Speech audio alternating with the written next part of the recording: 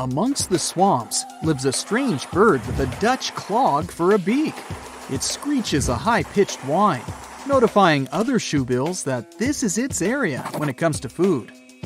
Its eerie calls add to the surrounding roars of dinosaurs in the distance. It's not hunting dinosaurs though, of course, but snakes, fish, lizards, and frogs amongst the reeds. This bird continued to survive even as the dinosaurs left this world.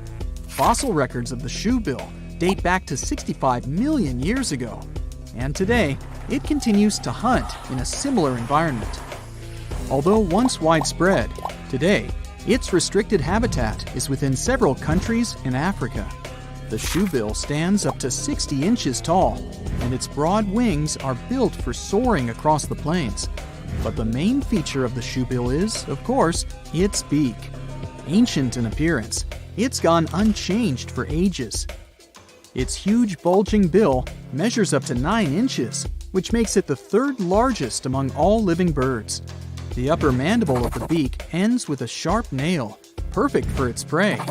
It lets the bird take them out with an instant peck. With a wide range of food at its disposal, it's known as one of the most terrifying birds. Its hunting behavior is still as effective as it was millions of years ago, which has made its survival possible. It feeds mainly on aquatic animals, fish, frogs, lizards, and even small crocodiles. So there's always been plenty of options at its own all-you-can-eat buffet. Surprisingly, their relationship with humans is a pretty chill one. That's why they're so popular among birdwatchers. This cool guy is just standing idle, staring down the lens, as if to say, "I've seen a lot worse than you." Lurking under the water in many countries around the world, another opportunistic hunter lays low beneath the shallows. Meet the saltwater crocodile. With an appearance that just straight up tells you it's ancient. It's been around for over 240 million years.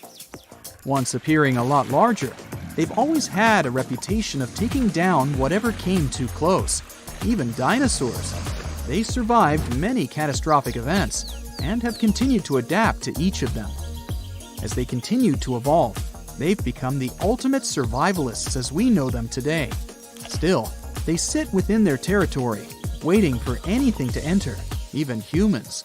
They grow up to 20 feet and have a powerful bite that's stronger than any other animal.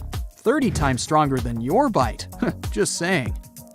Anything that ends up in its toothy cage can't escape.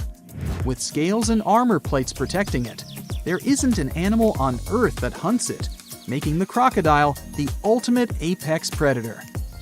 As per its name, it's also adapted to salt water, providing it with useful salt glands, something its alligator cousins don't have.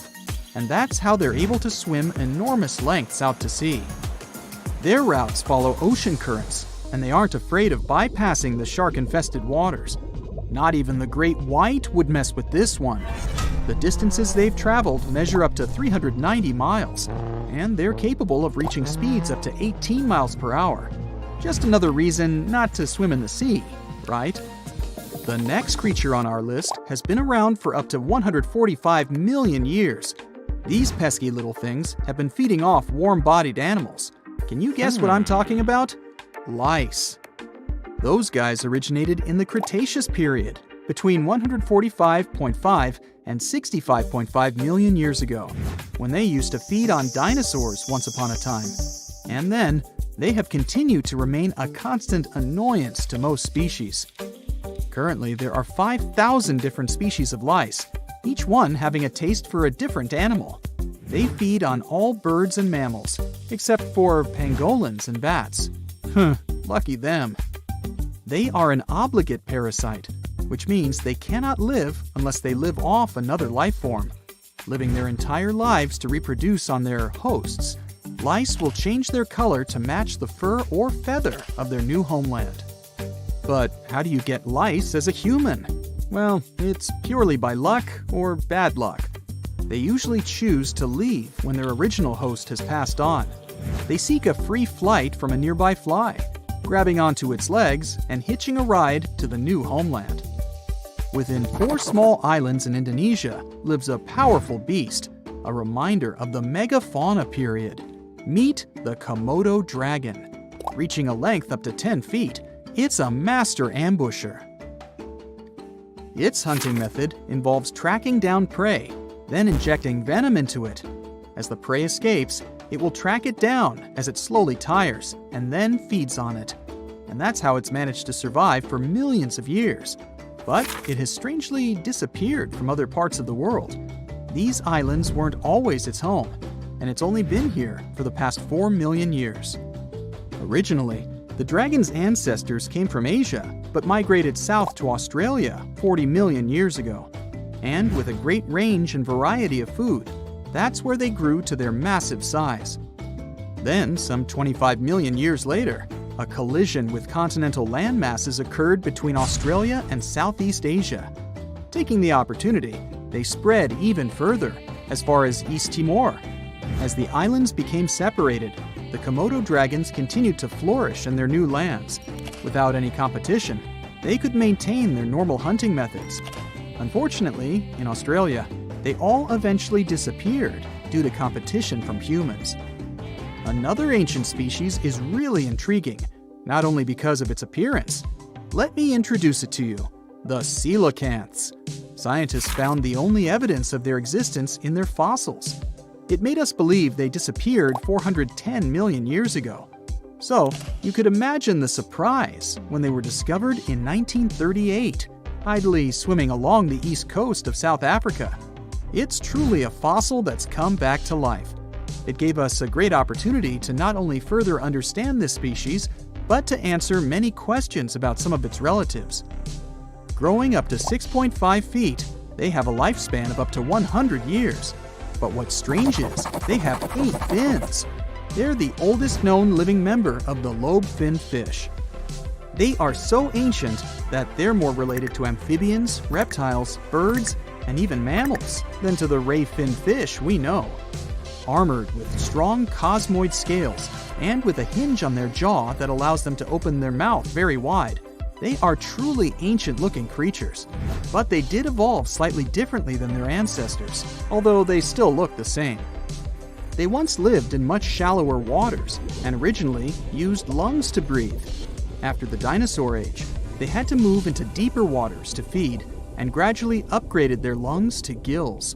And it was this new ability that ensured their survival. Let's go even further back, to 480 million years ago. You wouldn't think that anything that existed back then could possibly still be alive today.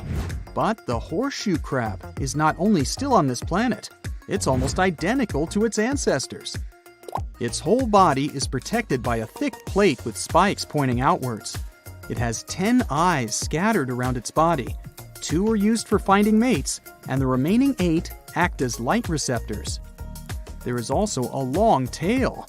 Although it looks menacing, its only use is to simply help flip itself back the right way up if it gets knocked over. Its design is so effective that whatever constant changes the planet has provided, it survived. Although they look like they could be related to a lobster, they're actually closer to spiders and scorpions than crabs or crustaceans. With a healthy diet of clams, crustaceans, and worms, they find enough to eat along the coasts of the Atlantic, Pacific, and Indian Oceans. They also feed on algae, so it makes sense why they manage to survive many food shortages caused by world events. With all the traits of the horseshoe crab, who knows, it might even outlive humans. Well, here's to the next 480 million years. That's it for today. So hey, if you pacified your curiosity, then give the video a like and share it with your friends. Or if you want more, just click on these videos and stay on the bright side.